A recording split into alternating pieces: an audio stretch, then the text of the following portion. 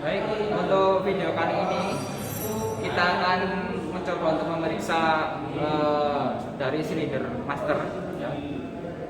Silinder masternya. Yang pertama kita cek dulu ketinggian dari minyak rem. Di sini kita lihat dulu minyak remnya.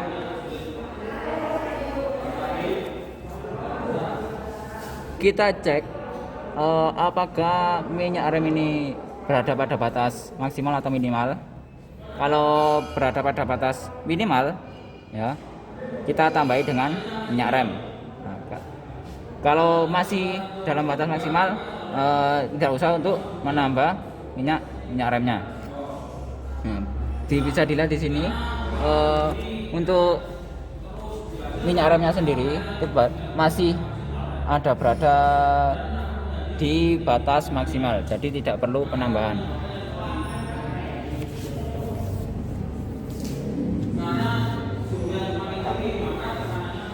Oke, setelah kita memeriksa ketinggian dari minyak rem, selanjutnya kita akan coba memeriksa kebocoran internal sama eksternalnya.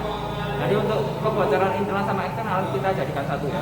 Kita cek dulu kebocoran internalnya, setelah itu kita cek kebocoran eksternal. Nah, untuk kebocoran eksternal sendiri kita lihat di selang-selang saluran minyaknya, terus di silinder rodanya, sama di kaliper untuk kebocoran eksternal. Kalau di komponen-komponen tadi ada bocor minyak rem, maka perlu perbaikan.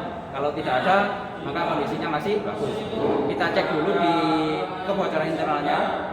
Kita masuk ke kabin.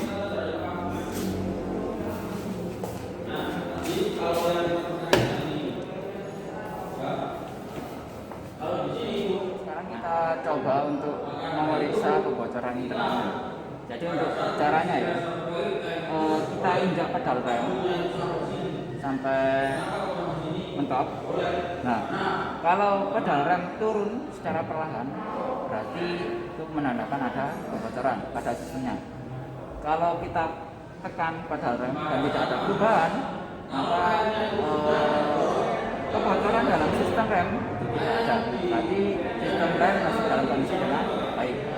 Ini kita lanjut saja caranya bagaimana.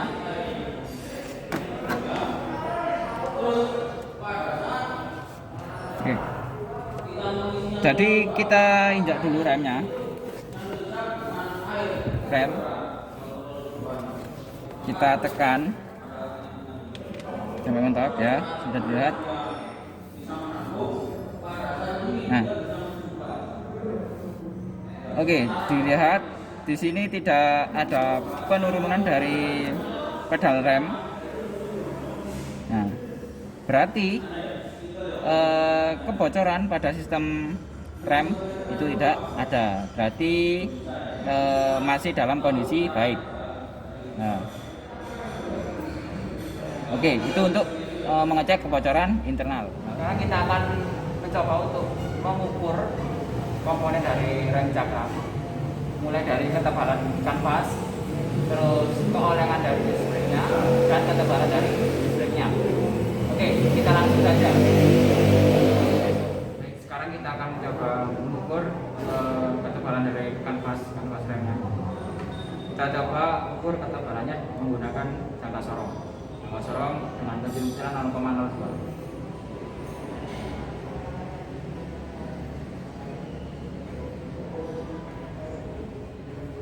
Jadi kita gunakan untuk mengukur kedalaman, ya. Kedalaman.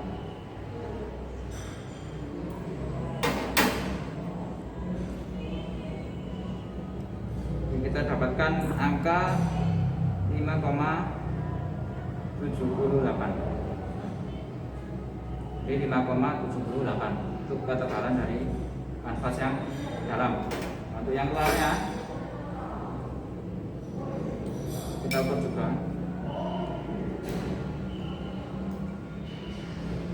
Jadi kita cari sisi yang rata, paling rata, terus kita ukur.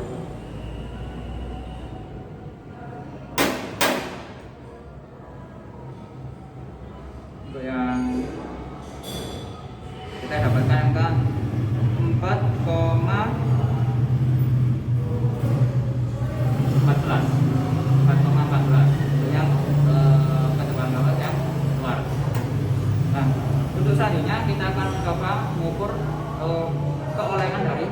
braknya. Oke, kita lakukan pengukuran.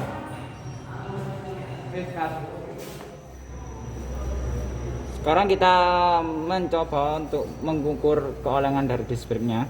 Di sini kita gunakan dial indikator dengan ketentuan 0,01. Jadi sudah kita set, ya. Di sini sudah titik 0. Nanti kita putar searah. Nanti kita lihat berapa keolengan terjauhnya. Bisa dilihat dari gesernya jarum. Kita putar 0,2.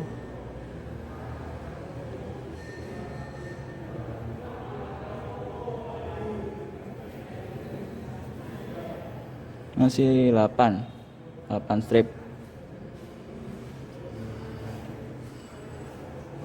Oke, kita sekali lagi. 5, 6, 7.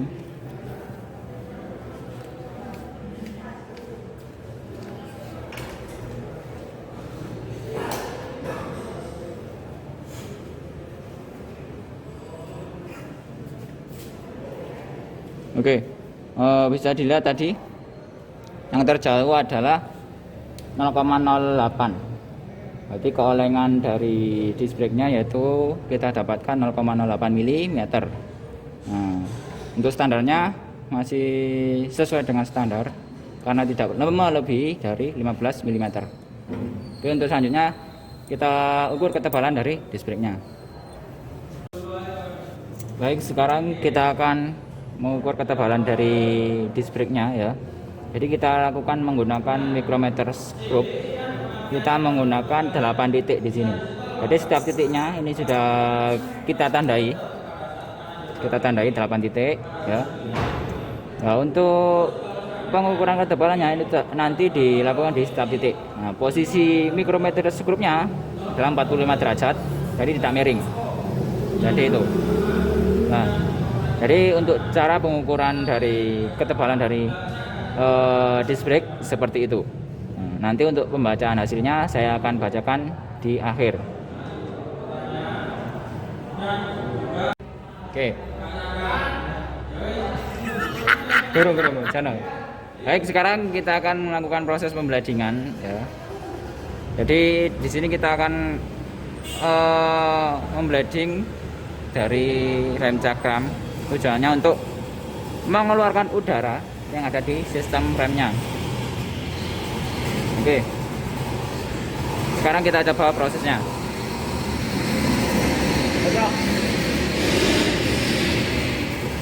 Tahan.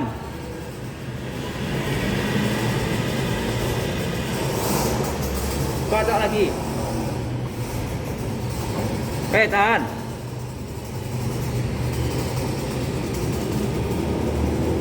Kocok lagi. Tahan.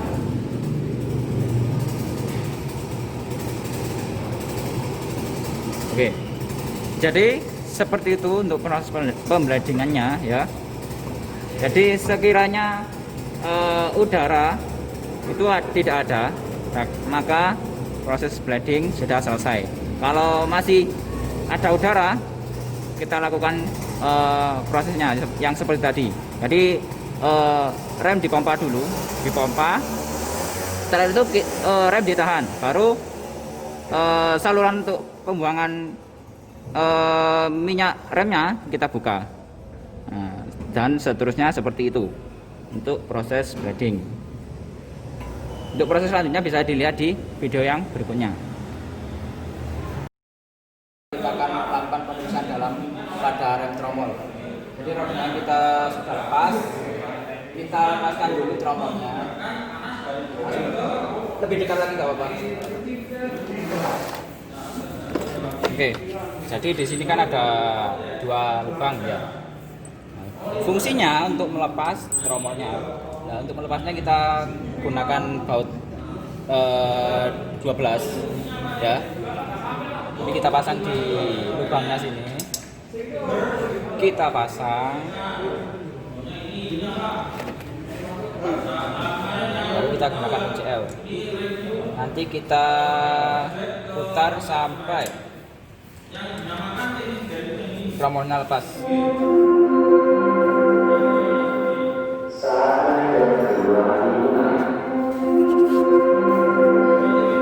Oke, kalau dirasa cukup, masih belum.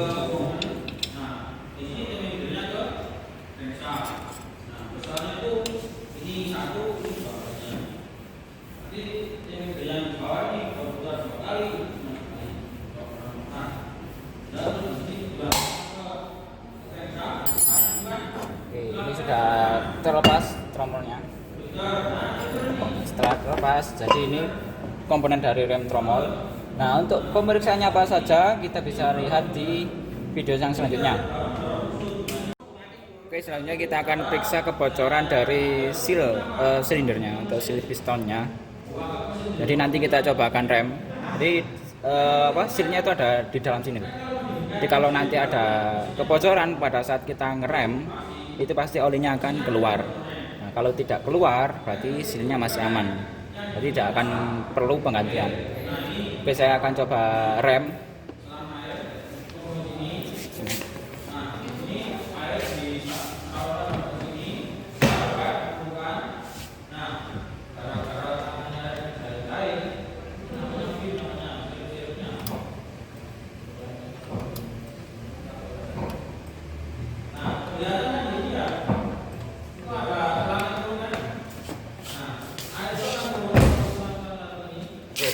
Bisa dilihat dari video tadi, tadi kan nggak ada bocornya oli, berarti sealnya masih aman, jadi tidak perlu untuk mengganti.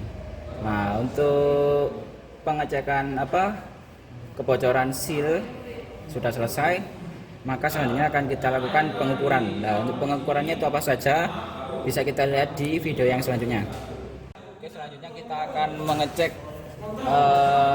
macet atau tidaknya dari silinder roda ya. Jadi nanti kanvasnya kita geser ke kiri sama ke kanan, apakah macet atau enggak. Kita coba geser ke kiri dulu ya. Kiri, kanan. Jadi tidak ada masalah untuk silindernya, jadi tidak macet. Oke, untuk selanjutnya kita akan coba periksa apakah ada kebocoran pada seal silindernya. Sudah. Setelah kita lakukan pengukuran selanjutnya dan tidak perlu penggantian karena sudah sesuai atau masih aman, maka selanjutnya kita akan membersihkan kanvas remnya ya. Kita akan membersihkan kanvas rem menggunakan amplas untuk membersihkan kotoran-kotoran yang ada.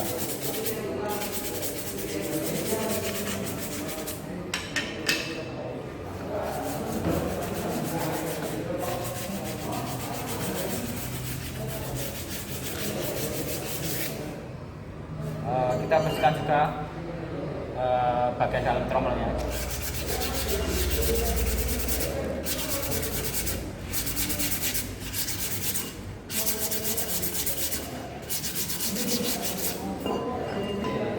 Kalau sudah dirasa cukup, langkah selanjutnya atau tahap berikutnya yaitu penyetelan dari celah kanvasnya. Nanti kita akan setel sama-sama. Kita akan melakukan pengukuran pada kanvas rem, ketebalan kanvas rem sama diameter dalam. Jadi diameter dalamnya tromol. Nah, alat yang kita gunakan untuk mengukur itu ada jangka sorong, ya, jangka sorong yang kecil sama jangka sorong yang besar. Jadi untuk ketelitian dari jangka sorongnya itu sama 0,05. Kita ukur dulu ketebalan dari kanvasnya, kanvas rem. Nah, jadi di sini kan ada celah. Nah, celahnya di sini kita gunakan untuk mengukur ketebalan dari kanvas. Kita coba ukur. Coba ukur ya. Sudah. Kita coba lagi. Oke. Nah, ini sudah dapat nilainya. Ini 3.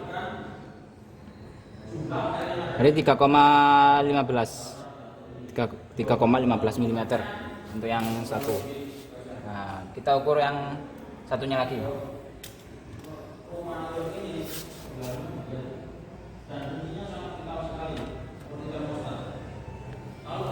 Nah, untuk yang satunya, kanvas yang satunya itu kita dapatkan nilai 4,50 mm. Nah, untuk ketebalan dari kanvasnya.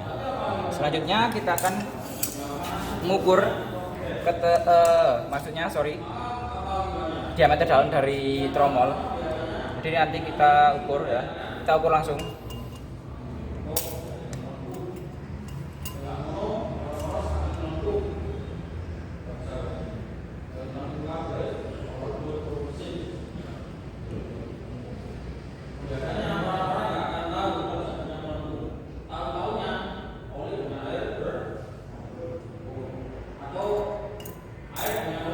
Sekarang kita coba baca berapa hasilnya. Hasilnya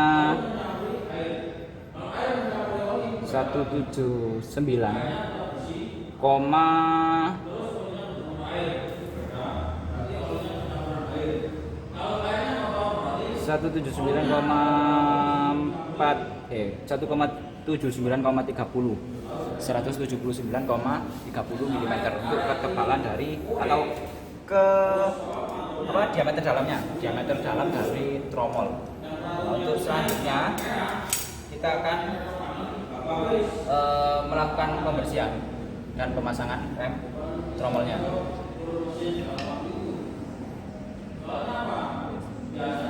Sekarang kita akan coba menguras minyak remnya. Nah, kita coba buka baut yang ada di sini ya. Jadi sudah dalam keadaan posisi dibuka. Kita coba buka. Nah, bisa dilihat minyak remnya sudah keluar. Oke. Jadi untuk pengurasannya seperti itu. Nah, sekarang kita coba untuk mengisi dari minyak remnya. Sekalian kita coba untuk blading atau langsung saja melakukan proses pembladingan.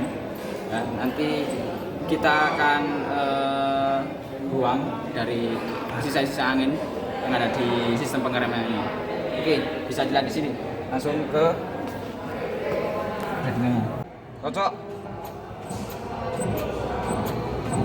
Tahan. Kocok lagi. Tahan. Kocok lagi. Tahan. Oke, kocok lagi. Tahan.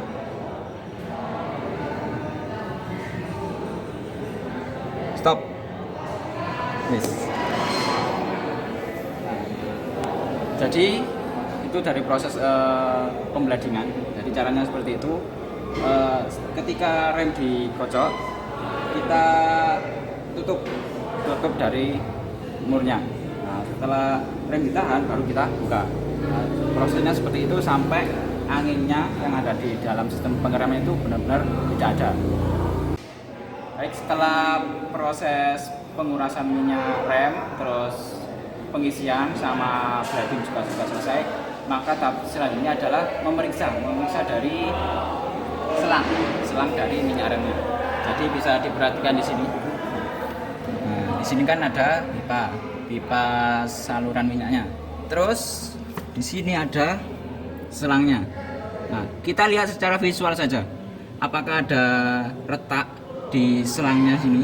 Ya. Kalau memang ada retak, maka akan kita ganti. Kita akan mengecek boosternya mesin dalam keadaan hidup.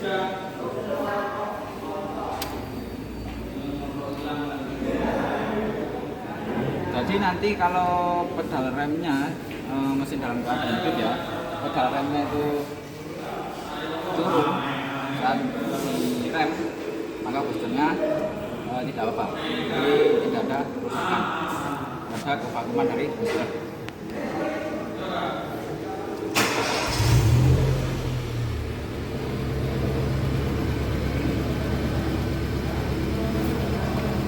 Kita tunggu 2 sampai kurang lebih 2 menit dan kita akan injak remnya secara normal. Apakah remnya itu turun atau tidak.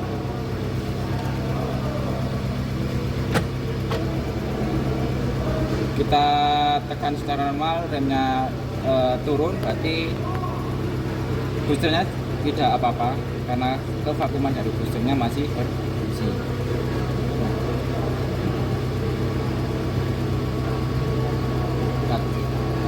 Untuk pengecekan cara yang kedua yaitu dengan mematikan mesin ya terlebih dahulu. Jadi kita injak remnya sampai mentok. Nah setelah itu kita akan hidupkan mesinnya. Jika pedal rem turun, berarti fungsi booster masih baik. Kita coba hidupkan mesinnya.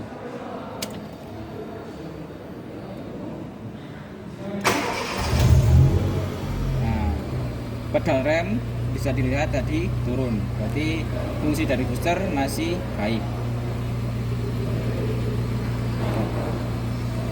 Oke, sekarang cara pengecekan yang ketiga yaitu mesin dalam keadaan hidup, terus rem masih diinjak sampai mentok ya. Nah, nanti kita matikan mesinnya. Jika remnya tidak naik atau tetap, berarti kevakuman dari booster masih baik, maka boosternya juga masih baik juga. Kita coba matikan mesinnya, apakah pedal rem berubah atau tidak. Nah, bisa dilihat pedal remnya tidak mengalami perubahan, berarti booster masih berfungsi dengan baik. Oke, untuk selanjutnya kita akan menyetel dari ketinggian dari pedal rem. Kita akan simak di video yang berikutnya. Kita akan menyetel gerak bebas sama ketinggian pedal ya.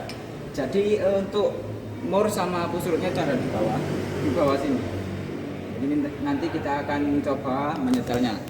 Nah, kita langsung coba saja. Oke, sekarang kita akan menyetel dari gerak bebas pedalnya. Jadi bisa dilihat di sini itu adalah push rootnya, push root. Nah, terus di sini adalah murnya untuk mengendorkan dari push rootnya. Jadi untuk mengatur gerak bebas pedalnya itu kita atur di push root ini. Nah, push root ini ya. Jadi kita gunakan kunci pas 12 untuk melepaskan, mengendorkan baut yang di sini ya. Dikendorkan.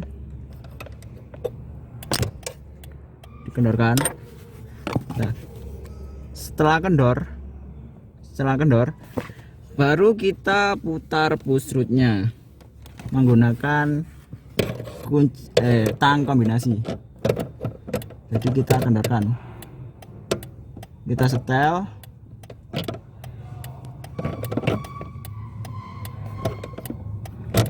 Oke, kalau dirasa sudah cukup, kita kencangkan lagi murnya.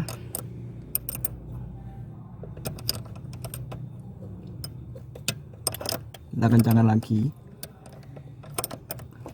Nah, kalau sudah, berarti penyetelannya sudah selesai. Jadi kita mengikuti pada manual booknya nanti. Jadi untuk penyetelan ke gerak bebas pedal itu caranya. Oke, untuk selanjutnya kita simak di video yang berikutnya.